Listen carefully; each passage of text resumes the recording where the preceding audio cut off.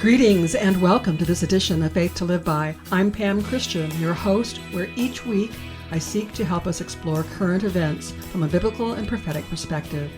I am sincerely honored to have as my guest today Jekielek, senior editor of the Epoch Times and host of the show American Thought Leaders, who will help us explore the Iran conflict and the China connection. Jan's career has spanned academia, international human rights work, and for the past 2 decades, media. I'll share the interview with you in just a bit. However, first, I must address the current events specific to the U.S.-Iran conflict. Because of logistics, it's necessary for me to record this podcast and schedule it to post at 4 a.m. on Wednesdays. So I'm recording this on Tuesday, April 7th, as late in the day as I possibly can, to hopefully be able to address some of what occurs in Iran after 8 o'clock p.m. Eastern Time. My goal is not to be a reporter of world news. Rather, it is to help us make sense out of what occurs in the world from God's point of view. Certainly, there will be much more for me to bring you about the U.S.-Iran conflict next week. I especially liked the comments from Dutch Sheets from his April 7th Give Him 15 daily devotional, part of which I want you to hear now.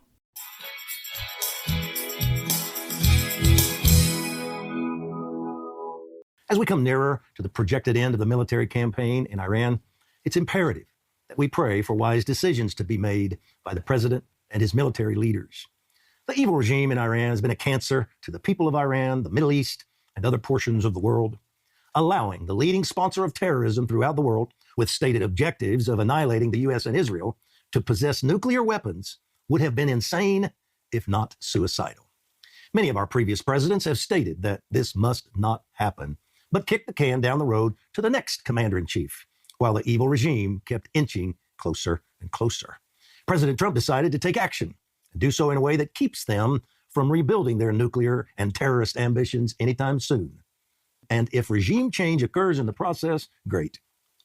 Our military, along with Israel's, has achieved great success in this endeavor, while trying to leave intact as much infrastructure as possible for future Iranians. 2 considerations are now critical in the decision-making process. 1, the Strait of Hormuz is now a complicating factor. How far do we go to eliminate Iran's control over it, choking off oil flow to many nations, since our annihilation of Iran's military has been largely accomplished? Trump doesn't want to get bogged down long-term, and he wants other nations, especially those that need the oil, to step up and help deal with this evil regime. At this point, many of them are saying no, signaling that they want Americans to continue footing the bill to protect the world, as we've been doing since World War II. Secondly, how far do we go to take out the evil regime, positioning the Iranian people to rise up and establish a sane government? The stated goals were to destroy Iran's Air Force, Navy, missile and nuclear capabilities, with the hope that this would also cause regime change. Most of this has been accomplished. Iran obviously still has some missiles and launchers, but how much more should we do beyond simply finishing off the military? How far should we go to destroy the evil, murderous regime itself? In essence, these 2 questions, and others I may not be considering, essentially translate to, how do we finish this war? President Trump and his team will need to make very wise decisions in the coming days. These decisions will impact not only the lives of millions of people, but the spiritual harvest in the Middle East. We can help generate the right decisions through our prayers. We can.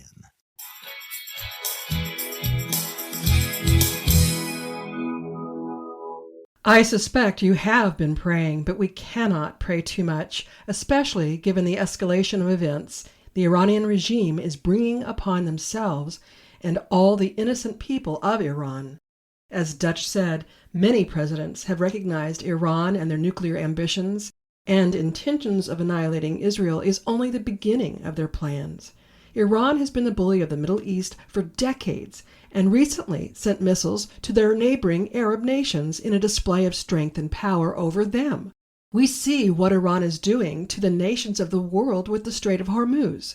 Anyone who thinks the evil intentions of the present Iranian government is limited to Israel and the United States, leaving all other nations safe, is completely deceived.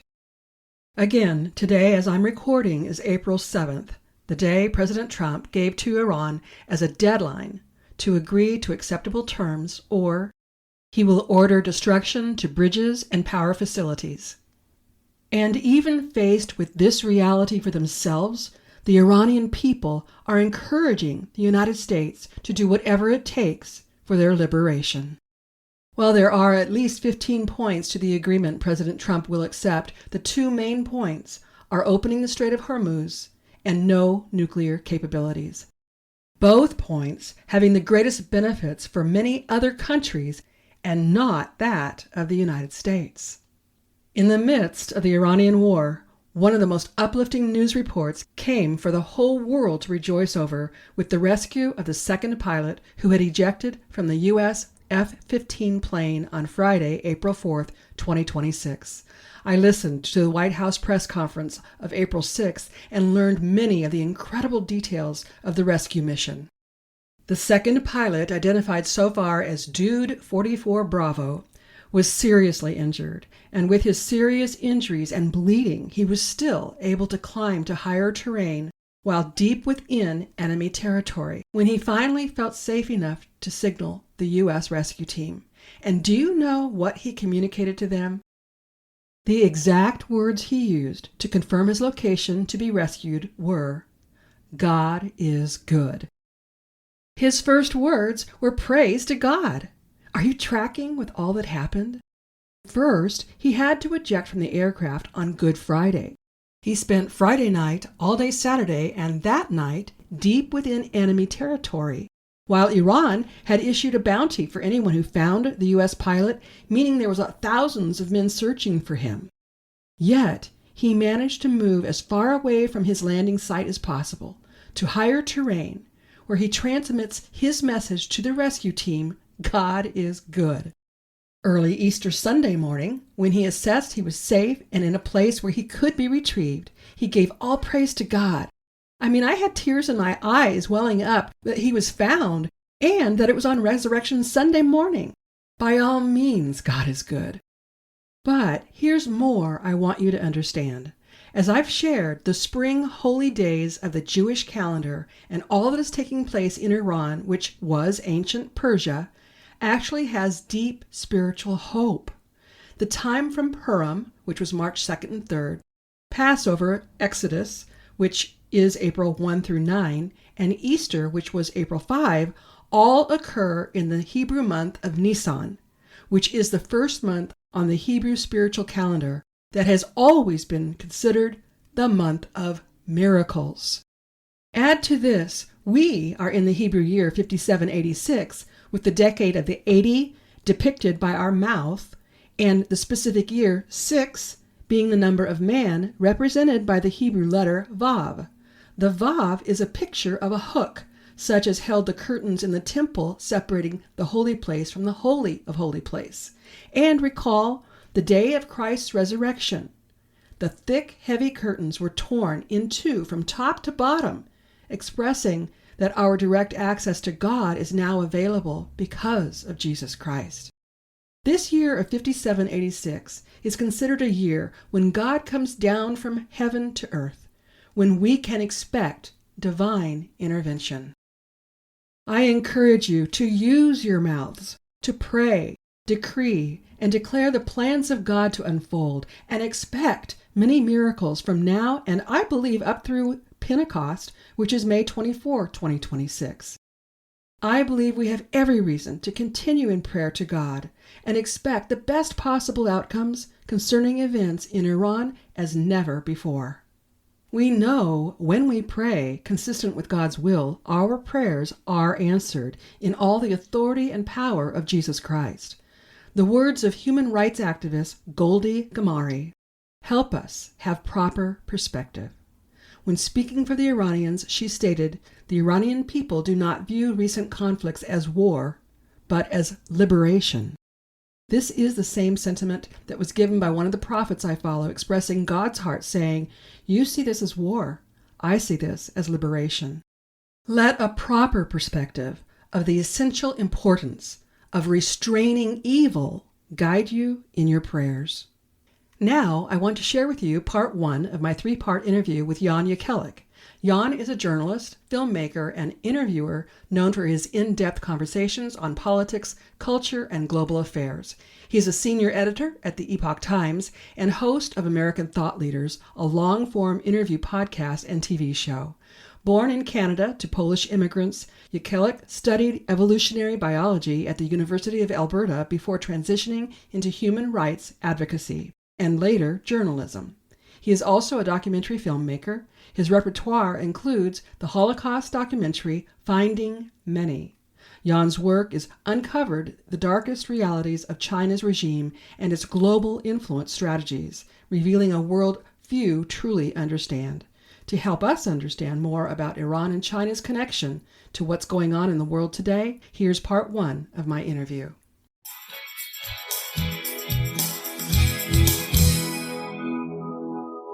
Jan, I am so honored and very much privileged to have you on my program. Thank you so very much for being my guest. I'm so thrilled to be here, excited to see what comes of it. Well, I know that you are very well versed. There's just so much that you have done with your body of work. And so I want to forewarn you that I plan on keeping you for a while. But I have lots of questions, and I would like to start with what's probably top of everybody's mind right now, and that's what's going on in Iran, involving, of course, the United States and Israel and a lot of other nations at this point. And part of why I think it's of concern to people is because we're not getting information through the media, certainly not through mainstream media. And President Trump is repeatedly saying that there's been talks and that Iran has actually asked for a ceasefire. And then representatives from Iran are saying that there's never been any talks or negotiations whatsoever. Can you shed any light on this? Absolutely. I mean, I think it's a very interesting situation when it comes, because the information war is thick. Okay. And this is sort of where we live in this time where, in a sense, some of the most powerful weapons that are deployed are the information weapons, because as is the case in wartime, in many cases you can't share all information because that would reveal the strategy and so on and so forth. The one thing that I do know is that President Trump has been unusually, let me put it this way: the things that he has said he would like to accomplish in his campaigning and in his presidency are things that he has actually tried to accomplish and do. So he strikes me as being very consequential in this way. I mean this in stark contrast to, frankly, in a bipartisan way, most politicians. So it's actually a rare trait. So, but some of it, of course, is strategic, right? Like, for example, when I look at the decision making about going after Iran, right, and Venezuela for that matter, I see a much larger geopolitical play in addition to what's actually happening there.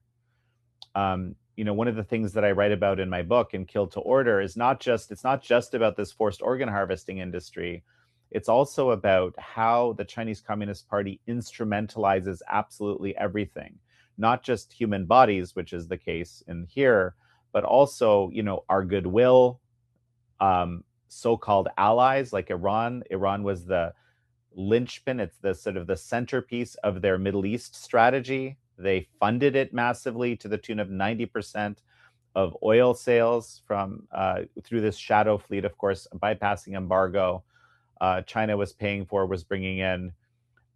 They used it as a tool to keep America's gaze away from China, right? Away from all of the really horrible, abhorrent behavior that the communist China was up to over the years, and keep a destabilized region in the Middle East with the non-state actors like Hezbollah and Hamas, and Iran, screaming death to America and everything else. And so that has been probably its most useful, in a sense, sort of instrumentalization of Iran for China was that. And so I think, like, I see, the president is in this situation now where he wants to finish this quickly. He says that Iran has been decimated. I don't see a reason to think that he would not be truthful about this, given he's generally pretty truthful about things like of this nature, right? And certainly there is, sort of reporting that speaks to that. That's not the only reporting. There's all like I said, the information war is thick, right? My inclination is to believe that let's call it the bounds of what's really happening are close to what the president says, based on his historical record. Well, I would agree with that also because there hasn't been anything that's come out of the representations of Iran for all of my lifetime that has ever been actually true.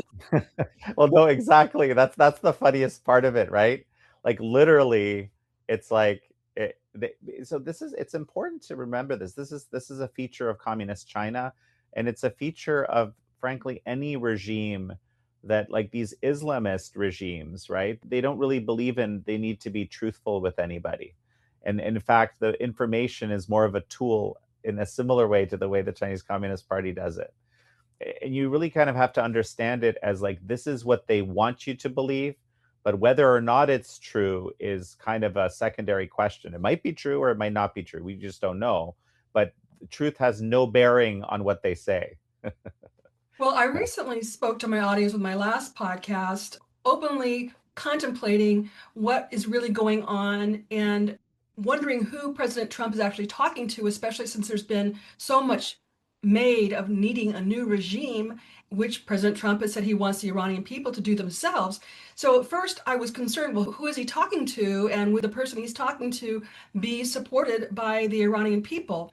And then I got to thinking that maybe more important than who he's talking to is that whatever is agreed to would be supported by the Iranian people. Well, both need to be true, I think. And it's a very real question. Whenever there's, first of all, this is kind of the regime, the question of whether the regime should stay as an 80-20 issue for the Iranian people. The best information that we have, like they don't like the regime. And why? Because it treats the people in the most horrible fashion imaginable, right? I mean, there's been 30 to 40,000 people killed by our best estimates in the last not too long period of time, of basically people who are standing up to the regime just get put down, right? And this is the mentality. So it's not surprising that the people in general don't like a regime which really doesn't value their own lives, right? This is another reason, the similar reason why the Chinese Communist Party, as much as they might be brainwashed, people might be brainwashed into believing it's greater than it is and it's all powerful and all that kind of stuff. When push comes to shove, they don't want to have a regime that can treat their own lives with contempt. Nobody wants that, right? Because the moment that you get on the wrong side of it, that's it, right? Mm-hmm. So I think it's a question of who would have the confidence, right, of the Iranian people. I think that to me it seems like the son of the Shah, right, the crown with who they call the Crown Prince of Iran, Reza Pahlavi. Mm-hmm. I don't know how it's hard to know exactly how much support he has within Iran. He has considerable support in Iran. And certainly outside of Iran, he has probably the most support in the diaspora of any leader. The other thing is that he promises to be a transitional leader, right? And this is always a big question because not everyone is like George Washington, where he kind of gives up his commission. I always get my shivers run up my spine whenever I see that in the Capitol, that incredible painting of him resigning his commission. But that unfortunately is rare. Usually people promise, and then when push comes to shove, they say, I'm going to stay in power, right? Um, the people that know him, I've met him, I've spoken with him. He seems Right. like a good, decent, honorable man. Now, is that 100%? I can't say, but I do know other people that I trust who believe that he wants to facilitate a legitimate democratic transition. The other part is that the Iranian people actually do have a history of movement towards liberalism, have an interest in that. This isn't like a situation where in many adjoining countries, right? It's actually very hard to imagine a liberal democratic society in the sense. So I'm talking about rule of law and enshrining personal freedoms, First Amendment, things like that.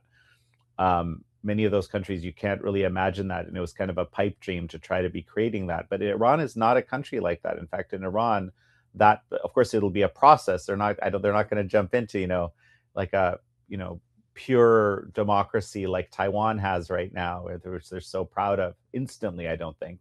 but they're on that road, and they certainly have seen what the opposite looks like, and they don't like it. Absolutely. Now, we talked about the disinformation, and you brought China in right away, and I definitely want to talk to you about this China connection. But for the point of clarity, are you saying that the disinformation is largely because of the CCP's involvement with Iran? I think Iran has its own, massive tools of information warfare, which it's been deploying for ages, right? Okay. Um, on behalf of, Hamas, Hezbollah, again, a whole bunch of these non-state actors.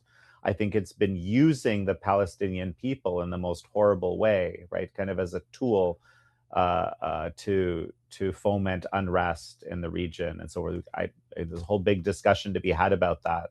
But so and just it's very hard to see what's true when a whole lot of the information out there is designed to misdirect, designed to create confusion, designed, well, also to lie, of course.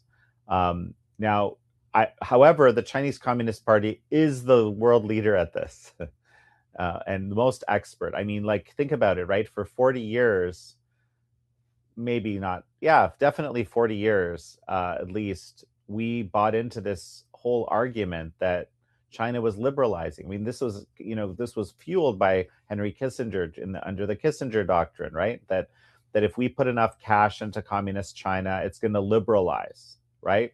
And in fact, hey, it's almost becoming democratic now. I remember, in the 2000s, it was really crazy. See, I started working on China human rights in that time, and I already knew that they were killing people for refusing to give up their faith at scale. They were killing people for refusing to give up their faith at scale. And now, so what does that tell you? Well, there's a reason in America the First Amendment is the First Amendment, okay? And the Bill of Rights, it's our fundamental protection from government, okay? So our right to speak, these rights come from God, right? We have them, they're inalienable. The right to speech, the right to assembly, the right to conscience, faith, right? Like the reason it's the First Amendment is because that is our most core basic right, in my understanding, right? Mhm. And so if you're literally killing people for exercising that right, the most basic right, like you can take away everything else. The moment you start taking, there's no way you're liberalizing. It's like it's a sort of like it's an acid test. There's no chance you can be liberalizing if you're trying to control people's thoughts, okay, to the point of killing them if they have the wrong ones. So we knew, I knew they're not liberalizing, but everyone believed it. This was a 95-5 issue right then, like back in the day, Republican, Democrat, up, down. It was incredibly convincing.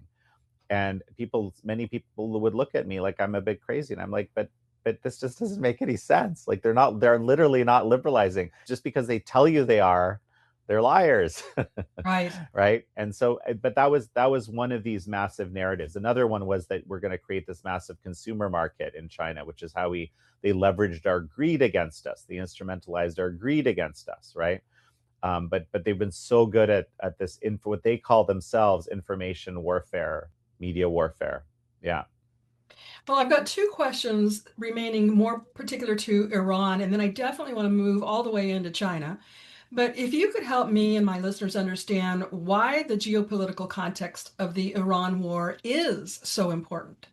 Well, it's sort of hidden in the subtitle of my book, or not so hidden, but because the Chinese Communist Party is America's greatest adversary. It views America as its greatest adversary and its biggest obstacle to absolute power. Okay? What the Chinese Communist Party wants the most is guaranteed survival and guaranteed supremacy. Okay? And anytime there is a very successful, large, free society, okay, with all its warts and all, with all its huge problems, by the way, right? This is an anathema to any communist regime, because a communist regime, first of all, believes that it needs to spread itself, right? One, two, it understands it's illegitimate. Okay, it does not have the will of the people. It understands this. That's why communist regimes always kill so many of their own people in the pursuit of that supremacy. Um, and whenever this is in a smaller way, this is why Taiwan is such a threat to China, because it shows that the Chinese people can do incredibly well as free people, which is kind of goes against another one of their big pieces of propaganda, which is that the Chinese people need the heavy boot of the Communist Party in order to be successful. Otherwise, it'll be chaos. That's their propaganda. It's like, I think it's the exactly opposite is the reality. But um, the reason China views America as its enemy, and it's designed its entire military under the Communist Party to be able to fight America, right? It's basically like it's created this whole Belt and Road initiative and sort of trying to co-opt all these nations across the world. I forget how many are part of the Belt and Road initiative, but a huge number, right? In all sorts of different ways, right? Through putting in, their surveillance telecom, Huawei, and surveillance drones, DJI, and all these different pieces of the surveillance state, which, by the way, they still have complete control over, even though the dictator in the country they're working with is thrilled to have this great tech, right, to control the population with. Guess who has the ultimate control, right? And so the geopolitical context, now I'm going to answer your question directly, is that China, I mean, this sounds, kind of haha, but it wants to rule the world. And it doesn't mean it wants to kill everybody. It doesn't want to harm people. It wants compliant vassal states with no impediment to its survival and supremacy. And it's actually gone a long ways. It's co-opted many multilateral institutions like the UN, WHO. I mean, what a disaster, right? That the WHO just kind of accepted China's story on like COVID, like just in crazy things. Like, you can't, why would you take anything the Chinese Communist Party ever said at face value? That is crazy, right? Because it's that what they say has nothing to do with reality. It's a messaging exercise for strategic purpose. It's not so. So there's the multilateral institutions, and it's co-opted all sorts of countries around the world. Like, for example, it's helped Venezuela in its pursuit to, kind of want to talk about, almost a failed state, because the communist government basically stole all the riches, but in the process, getting close to bankrupted the country and created a narco terror, transnational narco terror network in the region. Again, very convenient for communist China, which kind of acts as the head don, if you will, if you want to use the mafia analogy, right? There's these different cartels and so forth. Well, the Communist Party is kind of the top of the list, right? And actually cooperates very closely with a lot of these cartels in the same way cartels cooperate with each other, saying, "Look, let's work together. I'll help you. I'll help you be rich." Of course, this is an offer you can't refuse, because what we do to people that don't comply. You can either be rich or you can be dead. Your choice, right? Anyway, um, and this is the scenario, and they've been actively working to try to, basically create all these beachheads around the world through which they can basically subvert American power, right? Or really free power, because unfortunately, it's another thing that a lot of the power in the free world right now, in terms of actually being able to express power, right, is in the US's hands and among free societies. Like, Europe has shown itself to be, I don't know if feckless is the right word, but it's really disappointing, right? Extremely disappointing. And frankly, it's unclear whether they even have the ability to project power in many ways, and which is incredibly dangerous, because like these dictatorships, they have a very strong interest in projecting power. They don't respond well to suggestions.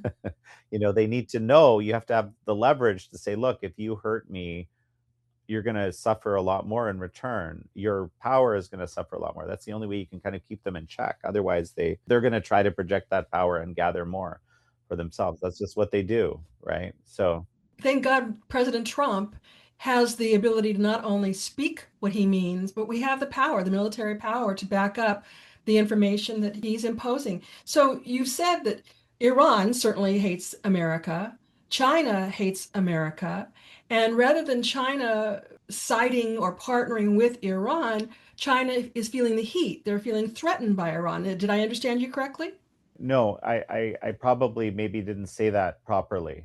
Um, no, I feel like there might be a sense of what you just said, because I think Iran thought China had its back a lot more than has been revealed in this recent war. Again, that you want to talk about the geopolitical play, right? I think first of all, China and Venezuela, between them, a third of Chinese Communist Party oil came from those two countries. So this is a huge disruption to their energy, right? To China's. To China's. And again, Communist China only understands the language of power. They're not interested in they're not interested in negotiating, right? That's all a kind of a subterfuge. It's only so far as it's convenient to maintain power, but they don't believe in win-win. They don't believe in working together. They just believe in, finding the place they can put the knife in, so to speak. Okay. And so, one, this is kind of when there's this great commentator, and I've adopted this from him, Christopher Balding. You can think of it like horse's head diplomacy, right? If you go in and you remember Godfather, right? The horse's head in the bed kind of thing. Well, that's that language the CCP really does understand, actually. And so what have we seen through these between Iran and Venezuela? We've seen the abject failure of Chinese defense systems, and all shown to the world, right? We've seen the US being able to exact power incredibly consequentially. Now, there's debate about this when it comes to Iran, and there are questions, right?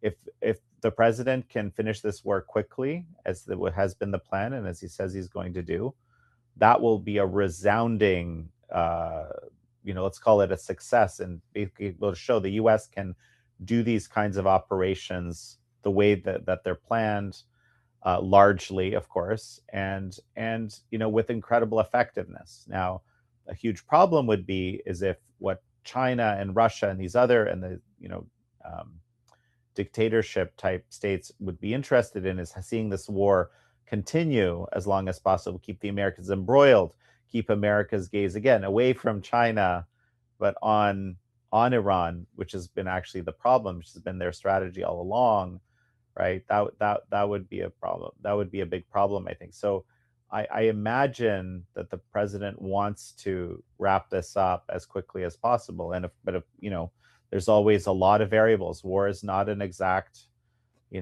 process. Like there's just, I know that you saw the Houthis trying to get into things recently. All of this, just kind of requires being dealt with. But it does seem to me, based on what I've seen, is that the idea of degrading Iran's ability to wage war, that a lot of these, there's that manifests in different ways, degrading the nuclear program, degrading the ballistic missile arsenal and program. There's multiple elements of it. It seems like that is being achieved, and a whole lot of problems associated with that. So I don't know. I if I was going to guess, and I'm not a military strategist, right? But again, I'm inclined to believe what the president has been saying. We're going to get it, as we're filming, in a few hours, it's going to be 9 p.m. We're going to get an update. I have no idea what that is.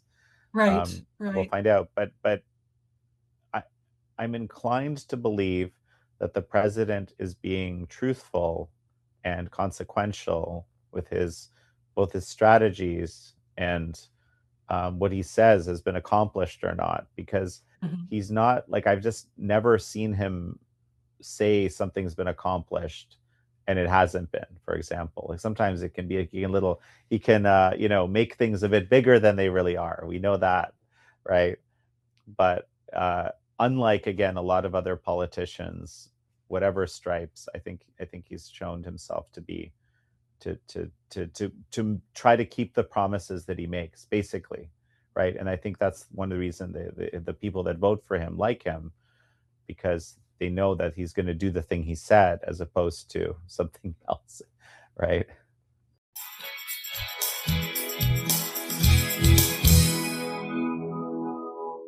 Jan mentioned his book titled Killed to Order, China's Organ Harvesting Industry and the True Nature of America's Biggest adversary. We'll discuss more about his book in parts 2 and 3, but I want you to know I have the details for you to learn more and to purchase his best-selling book in my show notes. His book can be ordered online using my Amazon link. Jan explained, beyond the war on the ground, the information war is thick. China has been helping to fund Iran, and because of China's reliance on getting oil and more from Iran, this present war is causing China some serious losses and instability. In the past, China enjoyed the instability in the Middle East, specifically Iraq and Afghanistan, but Iran is a different story for China. Jan explained the China Communist Party views the United States as its greatest obstacle for China to gain absolute power. And I'll add, as we've been learning from Promethean action, with the United States no longer being a proxy of the British Empire, the threat from the United States for China is even greater. Here is where I want to add to what Jan said about the geopolitical context of the Iran war and how incredibly important it is. Iran holds high geopolitical value for China. Its location, linking east and west, has made it an important node in the Beijing Belt and Road Initiative. This foreign policy platform presents itself as a global infrastructure development program. In an article titled "Why a Waning Iranian Regime is a Major Setback for China," we are told, quote, "Iran is key in Beijing's efforts to exert influence in the Middle East, circumvent the United States sanctions, and counter the dollar system," end quote. It's a great article for background, but specific for today's focus, I'll share, quote, "Although China buys the majority of Iranian oil, purchases from Iran make up about 13% of China's total oil imports. Without Iran, China can source oil elsewhere, albeit not at the current deep discount Iran offers to circumvent U.S. sanctions. However, if the Iranian regime emerges from the current crisis more aligned with the United States, its reliance on sanctions-driven economic arrangements may diminish. Should Tehran no longer need to sell the bulk of its oil to China, Beijing would lose a key lever of influence in the Middle East, according to China expert Alexander Liao. In his view, the secularization of Iran changes a long-standing Middle Eastern structure underpinned by fear. That is, fear of the great bully of the Middle East, which is Iran. Liao stated, quote, "Why do Gulf Arab states still anchor their security in the United States while hedging with China and Russia? One critical reason is their inability to rule out abrupt and destabilizing actions by Iran when Iran is no longer a theocratic system. That uncertainty will decrease." Liao described the pact as an institutional channel for military and technological exchanges to circumvent United States sanctions and counter the dollar system. If this channel is severed, he says, that means a major setback to China on a strategic level. According to Liao, a central strategy of the Chinese regime has been to link energy, currency, and geopolitics to advance a yuan-based commodities trade system, with the Belt and Road serving as a primary vehicle for this effort. He added that the Chinese Communist Party views such a platform as critical to advancing its de-dollarization agenda and challenging United States primacy. The Atlantic Council, a Washington-based think tank, reported that Iran, Russia, and China have created an alternative market of sanctioned oil wherein payments are denominated in Chinese currency. Iran's oil trade is estimated about $40 billion annually in recent years, according to the U.S. Energy Information Administration. This estimate does not factor in price discounts China has received from Iran. Settling energy trade in Chinese yuan is also contingent on Iran's anti-Western posture. If that changes, Liao said, settlement in yuan would cease to be beneficial and instead become a burden, given that the Chinese currency is not freely tradable, end quote. Now, this article does not take into consideration the many actions of President Trump's economic policies that have adversely impacted the BRICS nations and their intentions, while restoring America as a sovereign nation and the U.S. dollar status as the global reserve currency. I plan to have Dr. Scott Young back on my program soon to give us an update about global economics. Another thing to consider is, should the United States establish friendly relations with a new Iran regime, what used to be a lever of instability would now become a lever of stability. This would make the Middle East more stable, bringing great benefit to Israel and the other Middle Eastern countries. If Iran can come back as a strong economy, it won't need China anymore. Now, I want to share the prophecy God spoke through Julie Green on March 28th that Julie posted on April 1st, 2026. Quote, "For I, the Lord, this day am telling you, my children, to keep watching the waters. Many military movements are occurring when you don't even realize it. Your military is taking out and destroying your enemies under the radar, but soon it will be all revealed what has been going on to save your country. The Persian Gulf will be in your news for a significant reason. The Mediterranean Sea will continue to be in your news. Military movements are taking place all over the Middle East to take out these rogue regimes against Israel and the United States. You'll continue to hear about warships and submarines making moves to stop your enemies from taking their next moves to attack my nations. The Red Sea will be in your news for an unprecedented reason. When you see this, remember that a Red Sea moment is coming to the land of my eagle. The Arabian Sea will be in your news for a shocking reason. Biblical signs are happening everywhere to show you, my children, that I am still the great I am that's in the Bible, and I am judging the enemies who are against me. The Suez Canal will be in your news for a surprising reason. The Gulf of Oman will be in your news for a significant reason. A smoking gun will soon come out proving China helped other nations across the world using their technology to gang up against the United States to steal elections in any way they could. Proof will come out in shocking ways of all the proof that Obama and the Biden regime thought they covered their tracks regarding how they got Chinese fake paper ballots into the United States. All will come out in explosive ways. All the spies that have been embedded in your government will all be evicted. Every politician who is working closely with China and helped them breach the servers for their electronic machines and every other way China stole your elections with the deep state's help will all be exposed. China will soon fall and their economy gutted, their president forcibly removed. President Xi will be judged like I have judged pharaohs against my people. Italy, oh Italy, how you have worked with China and the deep state to interfere with the United States elections. Drastic measures will be taken against those in Italy that are against my nation. Shocking proof that came out right after the 2020 election that was buried by the Biden regime. This proof will come out again and show how the Biden, Obama, and the deep state gave Italy what they needed to breach that election.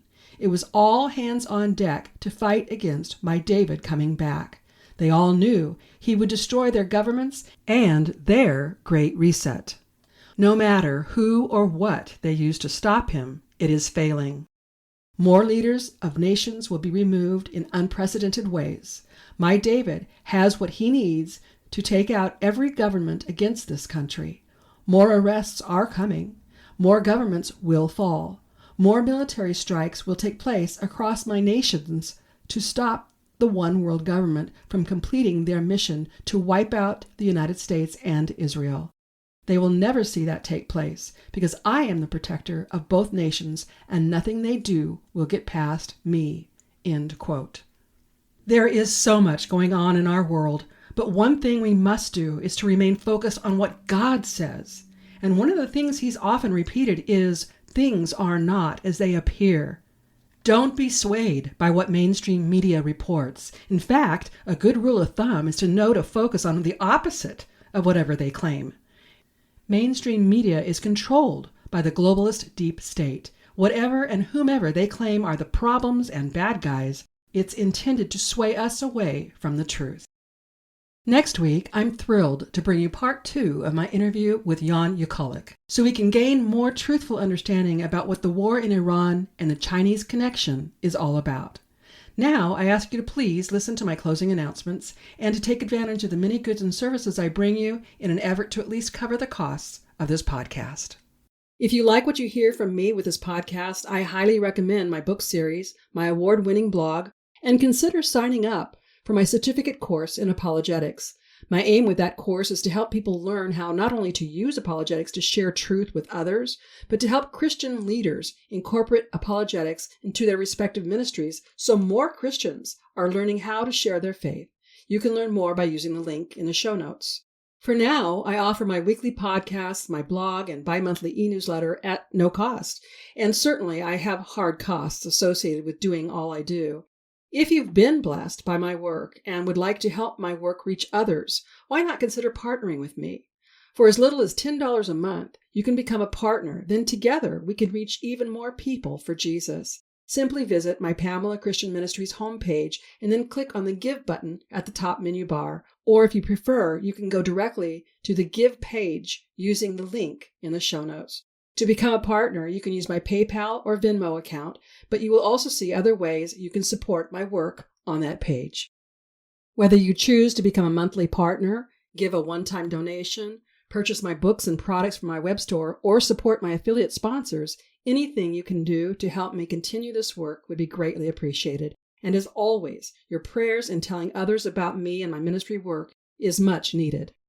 When it comes to my selection of affiliate sponsors, I first look for Christian-owned and operated businesses, and I make a point of personally using the products or services so I can fully endorse them. I seek sponsors that offer products or services you can get via the internet worldwide, and I specifically consider what is common to most people universally. So you'll find health, beauty, and wellness products through Dr. Zelenko's Z-Stack supplements and from QE Strong. Dr. Zelenko's Z-Stack supplements are truly amazing and are available to my listeners for a 5% discount per purchase or a 10% discount for a monthly subscription using the promo code FTLB. You may have heard my interview with Rob Renee about QE Strong. Discover the benefits of quantum energy to overcome all sorts of ailments. Visit QEstrong.com and use the promo code FTLB at checkout to receive your discount. Then my newest affiliate I'm really excited to bring you is Q Streaming. That's CUE Streaming Television. People with United States addresses can get over 3,000 channels, including live TV with streaming television without a contract. Get all of your local networks and favorite movie and sports and pay-per-view channels for about half of what cable costs. See the video promo link in the show notes to learn more. Affiliate sponsors only provide financial support to me when you purchase what they offer. So before you support Amazon or any other retailer, if I offer what you're looking for, please purchase through me. When it comes to special occasions, birthdays, or Christmas gifts, consider my books, jewelry, CDs, and more from my web store or any of the affiliate goods and services I offer. When you purchase from my web store, be sure to use the promo code TRUTH, TRUTH, to receive a 20% discount. Again, you'll find all the links in the show notes. If you like the content and resource material I bring you with this podcast, you'll find much more by connecting with me through my blog. In fact, my blog has been awarded 2 unsolicited awards for Christian content. And I'm also very active on social media. I can cover much more on social media than I can with this weekly podcast. And if you're not already subscribed, please subscribe to my complimentary bi-monthly e-newsletter. I offer encouragement, special offers, and one of my signature recipes with each and every edition. Yep, I'm a foodie and I love to entertain, which is why Faith, Family, Friends, and Food is a bonus segment of my bi-monthly e-newsletter. To receive even more, please be sure to check out my dedicated podcast listeners page, Beyond the Podcast. Here's where we can connect exclusively and you can download complimentary devotionals, resources, and more. On that page, I also ask you to help me learn more about you and what you want by completing the form visible once you scroll down that page. And something that is very easy for you to do and would mean a lot to me is for you to rate, subscribe, or comment on this podcast according to what your preferred listening platform allows. You know how it works. The more likes and subscriptions to this podcast, the more opportunity we have to expand the listening audience. And that means we can reach more people with the gospel message of Jesus while helping people learn how to better apply their Christian faith. I hope you'll join me next week and tell your friends and family to listen right here on Faith to Live By, where we learn how to gain spiritual victory over life's issues. Until next week, I'm Pam Christian, asking you to remember Christ died for us. The least we can do is live for Him.